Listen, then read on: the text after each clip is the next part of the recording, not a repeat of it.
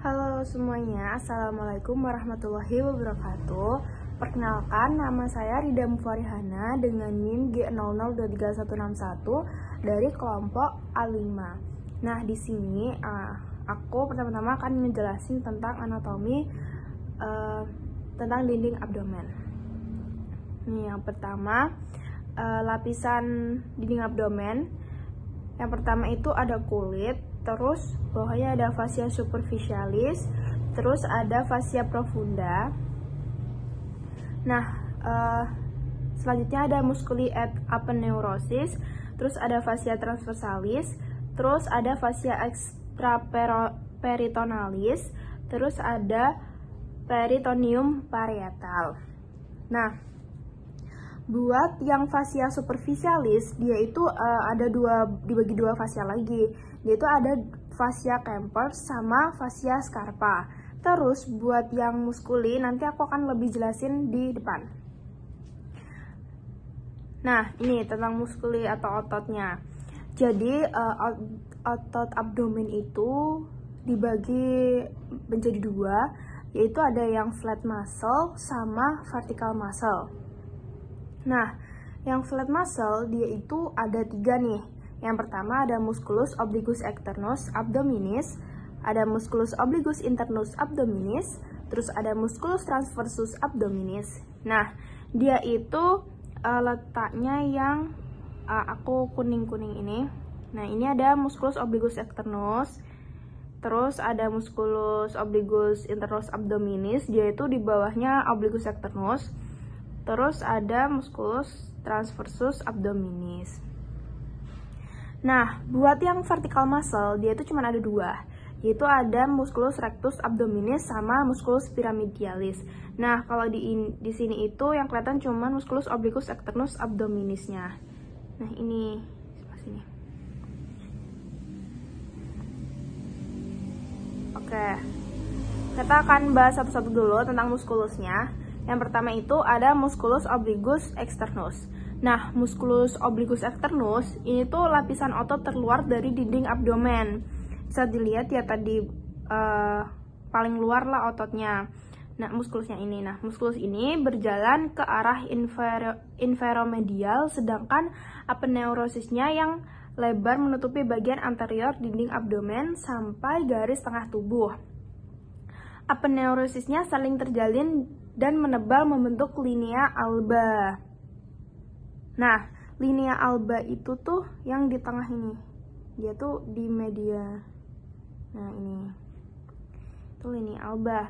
Terus lanjut ada musculus obliquus internus abdominis.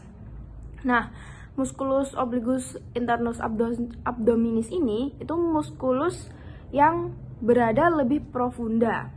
Jadi dia tuh tadi di bawahnya si musculus obliquus externus ya. Terus dia itu lebih tipis. Nah, bagian tengah dari aponeurosisnya membentuk linea alba. Jadi sama-sama ke linea alba yang buat internus abdominis sama si externus abdominis. Jadi dia sama-sama membentuk linea alba nih yang di tengah. Terus lanjut ini ke yang flat muscles. Yang pertama itu ada ini masih belum flat muscle. Jadi ini tuh musculus transversus abdominis. Nah, musculus transversus ini dia tuh paling profunda, terus serabut otot-ototnya dia tuh berjalan secara transversal, terus bercampur membentuk linea alba ke tengah, membentuk flex inguinalis. Nah, masih sama tuh dia membentuk linea alba. Terus musculus ini yang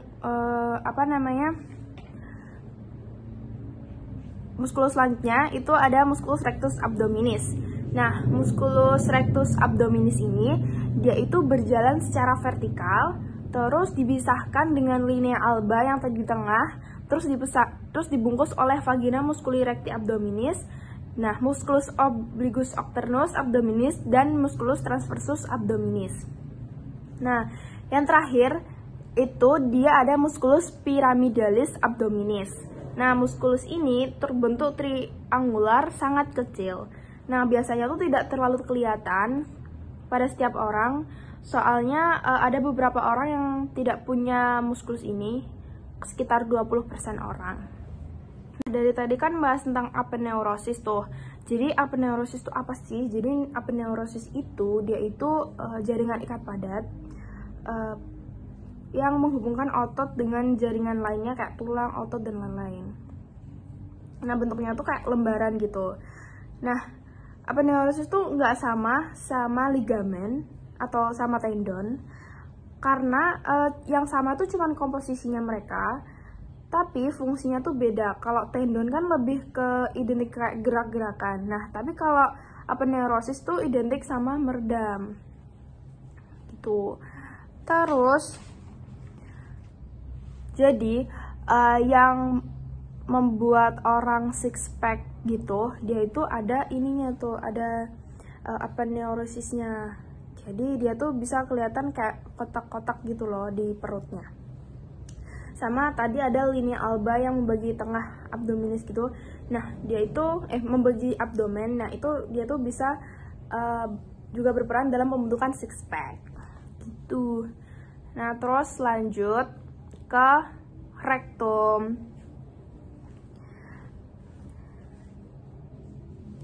Nah, jadi rektum itu dibagi. Jadi kita bahas dulu rektum itu apa. Jadi rektum itu merupakan bagian terminal dari instadium crassum yang merupakan kelanjutan dari kolon sigmoideum.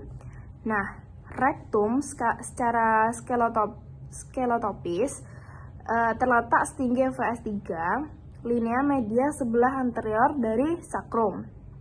Nah, rektum ini berlanjut ke inferior sampai anal kanal di bawah koksi. Terus penggantung si rektum ini dia tuh namanya mesorektum. Nah, rektum proprium dia tuh ada 3 bagian, ada sisi luar, sisi dalam, sama zona transisi. Kita bahas yang sisi luar dulu. Jadi sisi luar itu terdapat flexura perinalis, nanti akan membentuk kolon berbentuk S jika dilihat secara lateral.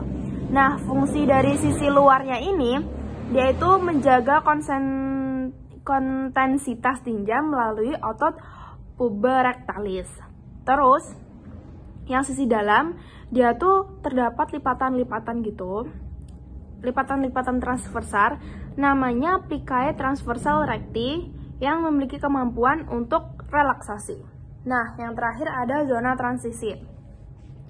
Zona transisi dari rektum ini dia itu linea anorectalis junction. Cirinya tuh dengan plicae transversalis recti menjadi plicae longitudinal anal. Nah, ini canalis analis. Jadi canalis analis itu dilapisi otot berkembang baik dan stratum longitudinalnya lengkap, tidak ada tenia. Terus terletak di bawah diafragma pelvis dan berakhir di anus. Nah, anal kanal ini dibagi menjadi 3 segmen. Yang pertama itu ada zona columnaris, terus ada pectena analis, terus ada zona cutanae, dan yang terakhir ada zona hemorrhoidalis.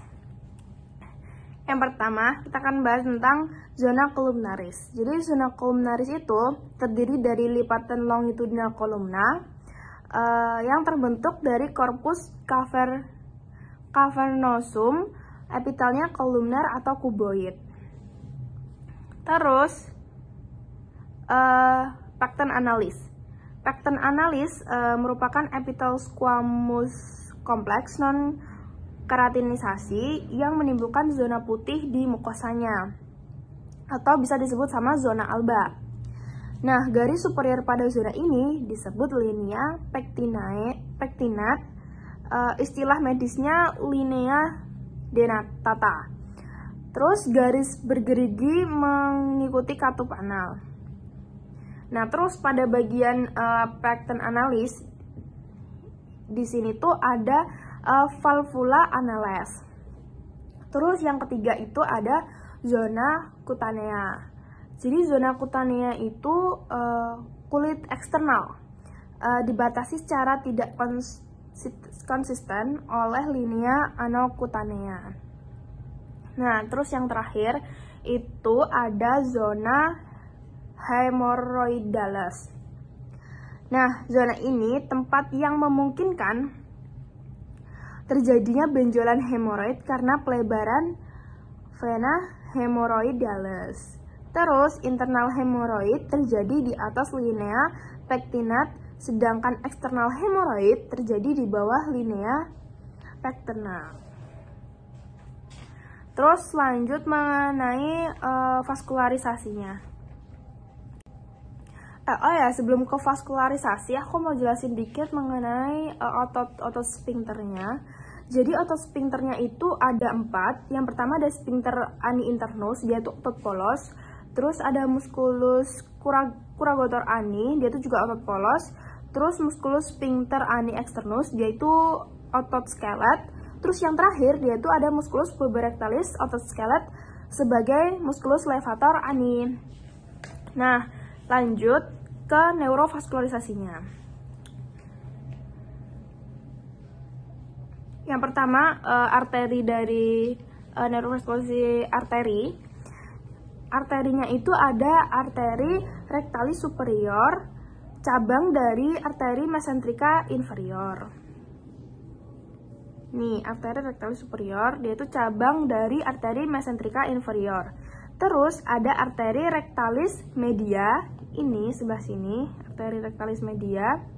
Dia itu cabang dari arteri iliaca interna. Terus, arteri yang terakhir itu ada arteri rectalis inferior. Nah, arteri rectalis inferior dia itu merupakan cabang dari iliaca interna. Terus untuk venanya itu yang pertama ada vena rectalis superior ke vena mesentrika inferior, lalu menuju ke vena porta. Terus yang kedua itu ada vena rectalis media, dia itu vena iliaca interna dan vena cava inferior. Terus yang terakhir itu ada vena rectalis inferior, dia itu akan menuju ke vena pudenda interna, terus menuju ke vena iliaca interna, lalu ke vena cava inferior.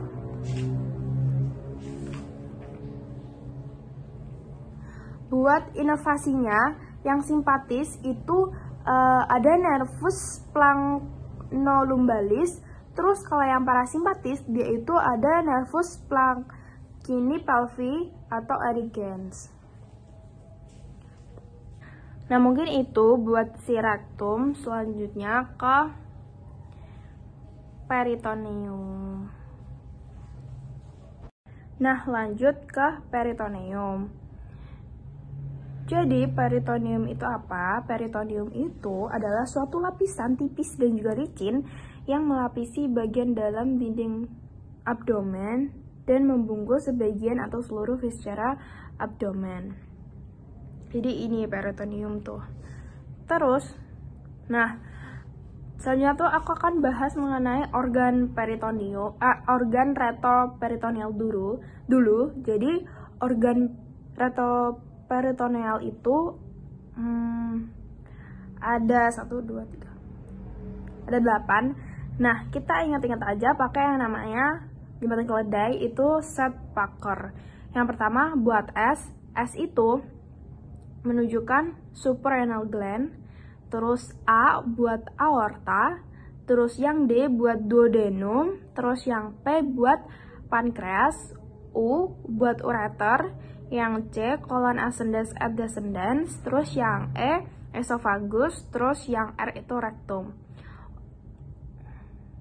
Oh iya, itu buat organ retroperitoneal. Nah, buat organ intraperitoneum, kita tinggal ini aja, mengeliminasi organ-organ yang retroperitoneal tadi.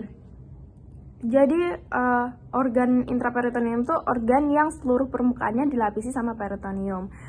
Nah, kalau yang Seth-Parker tadi, dia itu retroperitoneal kan. Nah, kita tinggal gampang aja kalau mau ngapalin si organ intraperitoneum selain dari organ retroperitoneum.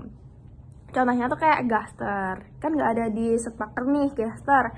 Jadi gaster tuh masuknya ke intraperitoneum gitu.